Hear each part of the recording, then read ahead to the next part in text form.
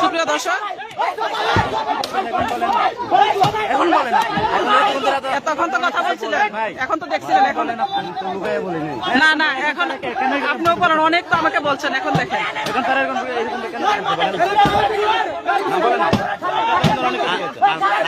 সুপ্রিয় দর্শক, দেশবাসী, আমরা আসলে তেলিয়াপাড়া চা বাগানে এখানে এসেছি। উৎসুক জন্য তারা কি করতেছে, এটার মধ্যে কি অবস্থা দেখেন। আমরা এখানে দেখতে পাচ্ছি যে এখানে অবস্থা খুবই ভয়াবহ। এখন দেখো, আমি যে লাইভে গেছি কিনা, এতক্ষণ তুমি কিন্তু আমাকে অনেক কথা বলেছো, কিন্তু আমি অনেক দুঃখিত তোমাদের মতো সাংবাদিকের কারণে। আমাদের মতো সাংবাদিক আছে বিপদগ্রস্ত। আমি আসলে তোমাকে আজকে, আমি এই জন্য আমি এখানে আসছি যে আমি সত্য বের করে নিব, আমি সত্য বের করে নিব এখান থেকে, আমি সত্য বের করে নিব।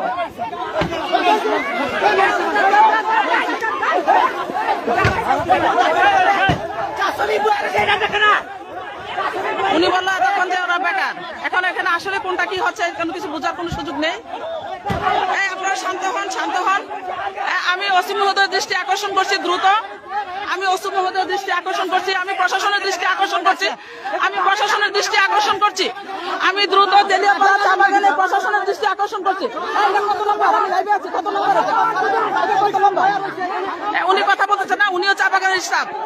আমরা চা বাগানের ভিতরে আছি, অনেক বড় হট্টগোল, এখানে গাড়ি ভাঙচুর, ম্যানেজারের গাড়ি ভাঙচুর, এখানে অনেক কিছু হয়েছে।